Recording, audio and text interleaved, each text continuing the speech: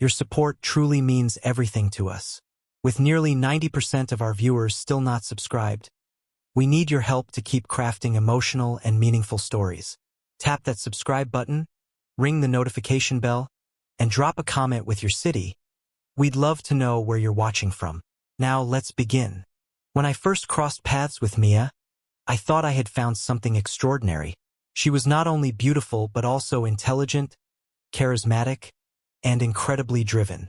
Our connection sparked instantly at a friend's gathering where we laughed over shared jokes about office life.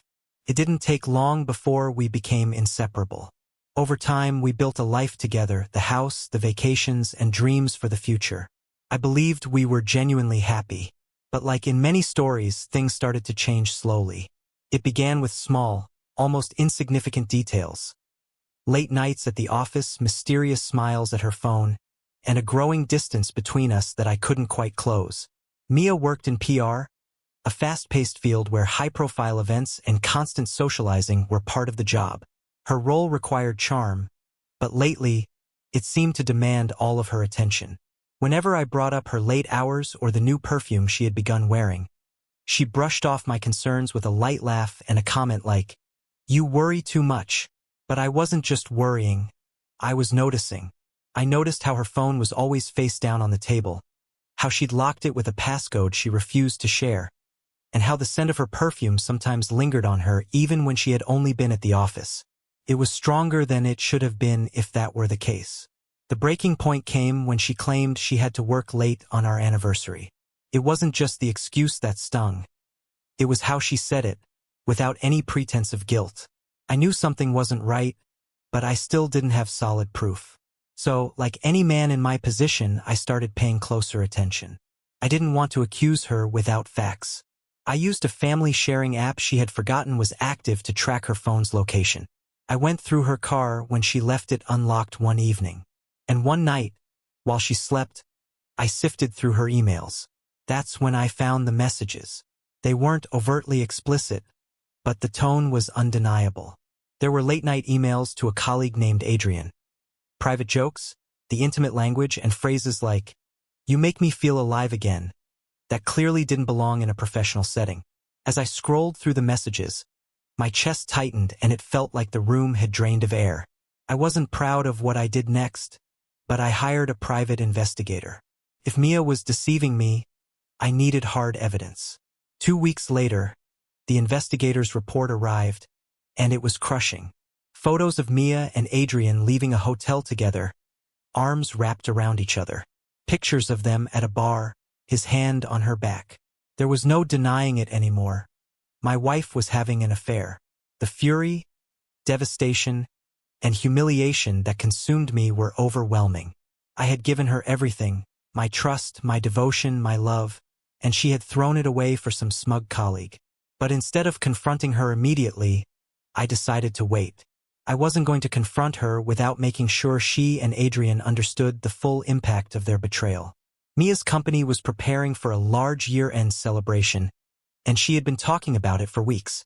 "It's the perfect chance to network," she'd said, her eyes sparkling with excitement. "Everyone important will be there, including Adrian." I realized she had even suggested that I attend with her as her +1, likely to maintain appearances. Without hesitation, I agreed, already plotting my next move.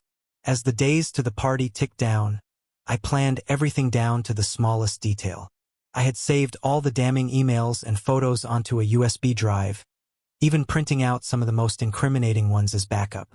I made sure to dress sharply for the event, wanting to exude confidence and composure. If I was going to confront her, I was going to do it right. The night of the party, Mia looked stunning in a sleek black dress. She kissed me lightly on the cheek before we left, her lips brushing against my skin with a sharp, almost painful precision. "Thanks for coming with me," she said, her voice sweet but tinged with something I couldn't place. I forced a smile, my stomach twisting with anticipation. The venue was a lavish ballroom adorned with sparkling chandeliers and filled with well-dressed professionals sipping champagne. Mia introduced me to her colleagues, her hand resting casually on my arm as we mingled. I played the role of the dutiful husband, shaking hands and engaging in small talk, until I saw him. Adrian. He was tall with a self-assured smile and a kind of charm that likely made him well-liked at work. When Mia saw him, her eyes lit up, and my blood boiled. Adrian, this is my husband, Mara, Mia said, her voice unervingly bright. Adrian extended his hand and I shook it firmly, locking eyes with him. His discomfort was evident, and I couldn't help but enjoy watching him squirm. As the evening went on, I bided my time, waiting for the right moment to act. It came during the speeches, when the CEO called Mia and Adrian up to the stage to recognize their work on a recent campaign. They stood side by side, smiling for the crowd, and my heart raced as I stepped forward, the USB drive clenched tightly in my hand. "Excuse me," I said, my voice cutting through the applause. The room fell silent as all eyes turned toward me. Mia's smile faltered, confusion flickering across her face. Adrian's expression remained stoic, but I noticed a flash of panic in his eyes. "I just wanted to take a moment to congratulate my wife and her colleague," I began, my tone calm but deliberate, "not just for their professional accomplishments, but for their personal ones as well." Mia's face drained of color and Adrian's smile froze. The CEO glanced between the three of us, clearly unsure of what was happening. "You see," I continued, pulling the USB drive from my pocket, "while they've been impressing all of you with their work, they've also been busy sneaking around behind my back." Gasps rippled through the crowd as I held up the drive. "This contains emails, photos, and more that prove their extracurricular activities." Mia's hand flew to her mouth, her eyes wide with shock. Adrian took a step forward, likely to say something, but I cut him off. "Sit down, Adrian. You've said enough." He froze and I turned toward the CEO. "I'm sure you'll want to review this, considering the ethical implications." The CEO, his face a mix of disbelief and anger, nodded stiffly. "I'll take that," he said, reaching for the USB. I handed it over, then turned back to the room. "I apologize for disrupting your evening," I said, my voice steady despite the adrenaline coursing through me. "But I believe you all deserve to know the truth."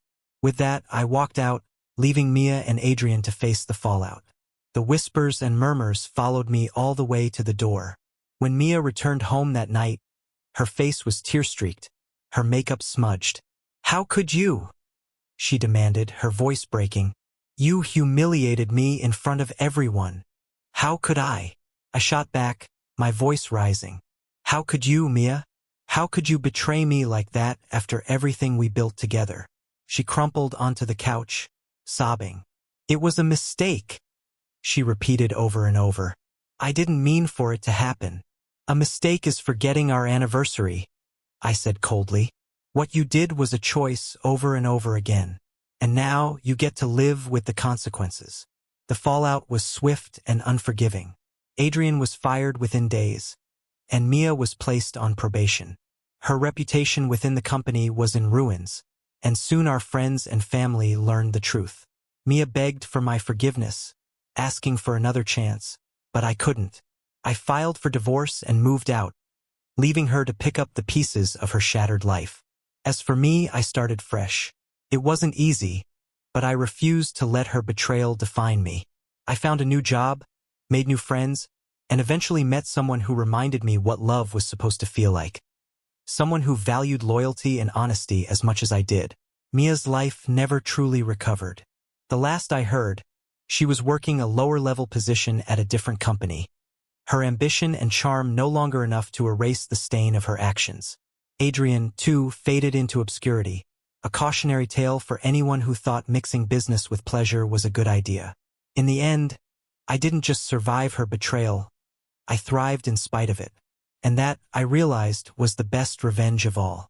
So guys, if you all liked today's story, please like the video and subscribe to our channel. And don't forget to press the bell icon. Thank you for watching.